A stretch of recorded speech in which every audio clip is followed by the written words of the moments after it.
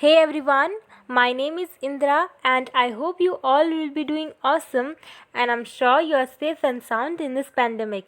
So dear learners, on the behalf of amazing learning platform that is your bright Avishkar, I've come here again with new advanced vocabularies because I want we all to be an advanced English speaker and I hope previous video was beneficial for you. So without wasting our time, let's get started. Today our first vocabulary is posterity which means future generation. अगर हम हिंदी में देखें तो posterity का mean है आने वाली पीढ़ी. हम अक्सर जो है अपनी डेली लाइफ में इस सेंटेंस का यूज़ करते हैं कि हमें अपनी आने वाली पीढ़ी के लिए कुछ करना चाहिए, हमें जो पोल्यूशन है, जो हमारा एनवायरनमेंट है, इसे सुधारना चाहिए ताकि जो मीन्स हमारे आने वाली फ्यूचर जनरेशन है, आने वाली पीढ़ी है, तो उसके लिए हम जो है कुछ कंट्रीब्यूट कर पाएँ. या जनरली हम कहते हैं कि वो जो इंसान है वो इतना ज़्यादा कमा रहा है, वो अपने आने वाली पीढ़ियों को मीन्स कि बहुत ही आराम से रखेगा बिकॉज़ वो अभी इतनी मेहनत कर रहा है कि जो आने वाली उसकी फ्यूचर जनरेशन है डेफिनेटली उनको उतना सफ़र नहीं करना पड़ेगा. तो इंस्टेड ऑफ यूजिंग दिस अब फ्यूचर जनरेशन, बिकॉज अब जिसको पता नहीं होगा पोस्टेरिटी एडवांस वोकेबलरी तो वो डेफिनेटली यूज़ कर सकता है फ्यूचर जनरेशन. बट जो इसका असली एक अच्छा वर्ड है, एडवांस वोकेबलरी है, वो है पोस्टेरिटी. तो एग्जाम्पल देख लेते हैं. कुछ एग्जाम्पल है हमारे पास. We should look after our environment for the sake of posterity. That means हमें जो है अपने इन्वायरमेंट को देखना चाहिए, उसका लुक आफ्टर करना चाहिए अपनी फ्यूचर जनरेशन के लिए, जो हमारे आने वाली पीढ़ी है उसको कोई इफ़ेक्ट ना हो. तो उसके लिए क्योंकि हमारे जो पीछे हमारे हमसे पीछे जो गए उन्होंने हमें इतना अच्छा इन्वायरमेंट दिया, तो डेफिनेटली हमें अपनी जो फ्यूचर जनरेशन है, आने वाली पीढ़ी है, तो उसके लिए अपने जो इन्वायरमेंट है उसका मीन्स देखभाल करनी चाहिए, उससे ज़्यादा पोल्यूट नहीं करना चाहिए. You should do something for posterity means आपको अपनी फ्यूचर जनरेशन, अपने आने वाली पीढ़ी के लिए कुछ करना चाहिए. या फिर हम ऐसे सेंटेंस भी बना सकते हैं जो कि हम ऐसे भी यूज़ कर सकते हैं like I am saving money for posterity, कि जो मेरी आने वाली अगली पीढ़ी है मैं उसके लिए पैसे बचा रहा हूँ या मैं पैसे कमा रहा हूँ. कोई भी सेंस में आप इसको यूज़ कर सकते हैं अपनी डेली लाइफ सेंटेंस में कि वो देखो वो इंसान अपनी आने वाली पीढ़ी के लिए कमा रहा है या मैं कमा रहा हूँ. अपने अकॉर्डिंग आप जो है इसका यूज़ कर सकते हैं. So I hope you have got that instead of using future generation, you can use advanced vocabulary that is posterity. So let's move ahead. Next हम क्या लेके आए हैं? तो नेक्स्ट vocabulary है हमारे पास, एक फ्रेज़ है ये, live under a rock. इसका मतलब है to be unaware of things that most of people know about it. Means आपको कुछ ऐसी बेसिक बातें पता नहीं है जो मोस्टली लोगों को पता है. जैसे फॉर एग्ज़ाम्पल आप इंडिया में रहते हैं और आपको इंडिया के प्राइम मिनिस्टर का नाम पता नहीं है, जो कि मोस्टली सबको पता है, तो वो आपसे कहेंगे oh you don't know the name of prime minister, do you live under a rock. तो दैट मीन्स कि आप अनअवेयर हैं. आपको मीन्स जैसे क्या हो रहा है आपकी लाइफ में, आपके सामने ये सब हो रहा है, कोई भी नई मूवी आई है, कुछ भी हुआ है, लेकिन आपको उसके बारे में कोई पता नहीं है. आपको करंट अफेयर, जनरल नॉलेज, जो मीन्स सिंपल बातें आपके आगे पीछे हो रही हैं जो कि मैक्सिमम सब लोगों को पता है लेकिन वो आपको पता नहीं है. तो उस केस में आप क्या है, you live under a rock. आपको जब बेसिक बातें पता नहीं होंगी जो मोस्टली पीपल को पता होंगी आपके अराउंड. जैसे कुछ भी जैसे आपकी सोसाइटी में कुछ नया हुआ, कुछ नया इनाग्रेशन हुआ या कुछ भी नया सेटअप हुआ या कोई नई मूवी आ रही है, नया सीरियल आ रहा है जो कि सब लोगों में बहुत ज़्यादा फेमस है, हर कोई उस पर्सनैलिटी के बारे में जानता है, उस पार्टिकुलर मूवी के बारे में जानता है, लेकिन आपको उसके बारे में कुछ पता ही नहीं है कि क्या हो रहा है.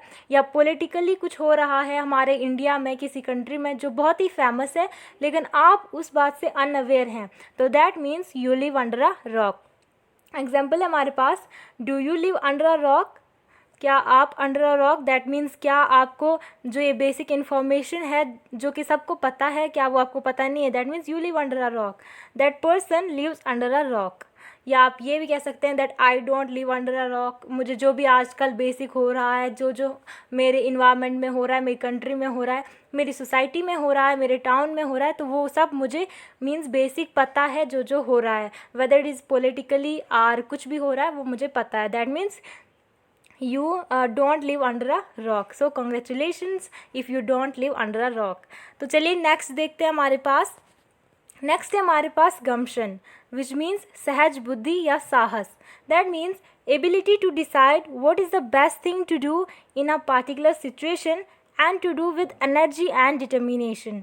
जो गम्शन है वो आप मीन्स कि किसी पर्सनैलिटी को बोल सकते हो दैट यू आर गम्शन, बिकॉज इसका मतलब होता है कि कोई जो है बहुत ही सहज बुद्धि का हो.